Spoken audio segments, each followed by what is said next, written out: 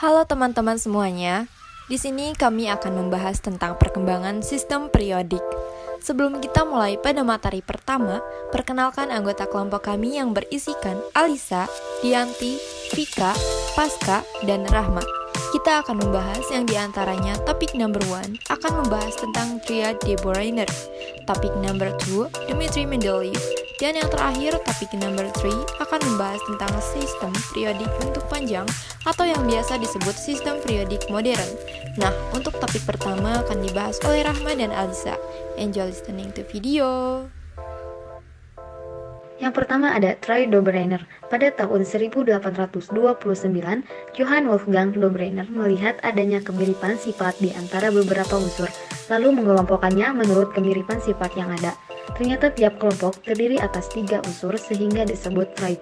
Jika unsur-unsur dalam satu triad tersebut disusun menurut kenaikan massa atom-atomnya, ternyata massa atom maupun sifat-sifat unsur yang kedua merupakan rata-rata dari massa atom unsur pertama dan ketiga.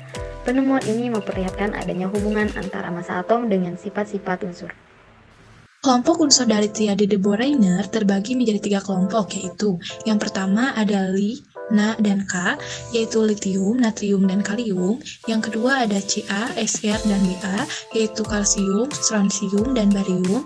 Yang ketiga ada Cr, Br, dan I, yaitu klorin, bromin, dan iodin. Yang kedua, Dmitri Ivanovich Mendeleev.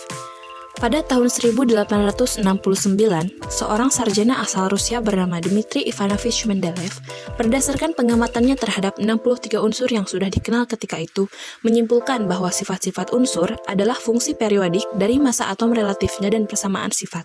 Artinya, jika unsur-unsur disusun menurut kenaikan massa atom relatifnya, maka sifat tertentu akan berulang secara periodik.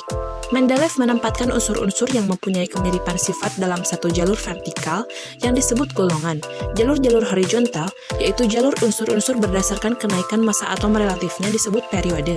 Kelemahan sistem ini adalah menempatkan beberapa unsur tidak sesuai dengan kenaikan massa atom relatifnya. Selain itu, masih banyak unsur yang belum dikenal. Sedangkan keunggulan sistem periodik Mendeleev adalah bahwa Mendeleev berani menggosongkan beberapa tempat dengan keyakinan bahwa masih ada unsur yang belum dikenal. Nah, ini dia contoh periodic table Mendeleev. Nah, yang terakhir, sistem periodik modern. Kurang lebih 45 tahun berikutnya, tepatnya pada tahun 1914, Henry G. J. Moseley menemukan bahwa urutan unsur dalam tabel periodik sesuai kenaikan nomor atom.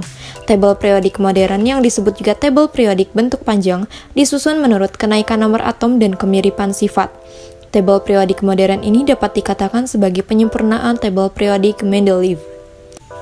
Hasil ini diperoleh berdasarkan pengelompokan unsur-unsur berdasarkan kenaikan nomor atom adalah sistem periodik modern, dan kemudian sering disebut tabel periodik unsur.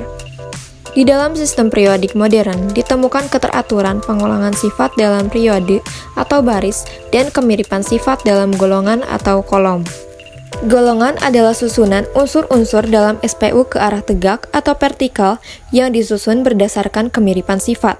Secara garis besar, unsur-unsur dalam tabel periodik modern dibagi dalam 2 golongan, yaitu golongan utama A meliputi golongan 1A disebut golongan alkali, golongan 2A disebut golongan alkali tanah, golongan 3A disebut golongan boron atau aluminium, golongan 4A disebut golongan karbon atau silikon, golongan 5A disebut golongan nitrogen atau fosfor, golongan 6A disebut golongan oksigen atau sulfur, golongan 7A disebut golongan halogen, dan golongan 8A atau O disebut golongan gas mulia atau gas inert.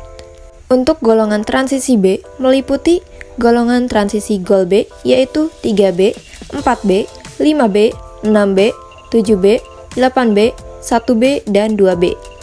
Dan golongan transisi dalam ada 2 deret. Pada periode 6, golongan 3B terdapat 14 unsur yang sangat mirip sifatnya, yaitu unsur-unsur lantanida. Demikian juga pada periode 7, yaitu unsur-unsur aktinida. Supaya tabel tidak terlalu panjang, unsur-unsur tersebut ditempatkan tersendiri pada bagian bawah sistem periodik. Selanjutnya, periode. Periode adalah susunan unsur-unsur dalam SPU arah mendatar atau horizontal yang disusun berdasarkan kenaikan nomor atom. Periode dibagi menjadi 2, Yang pertama, periode pendek, yang meliputi periode 1 terdiri atas 2 unsur, periode 2 terdiri atas 8 unsur, dan periode 3 terdiri atas 8 unsur.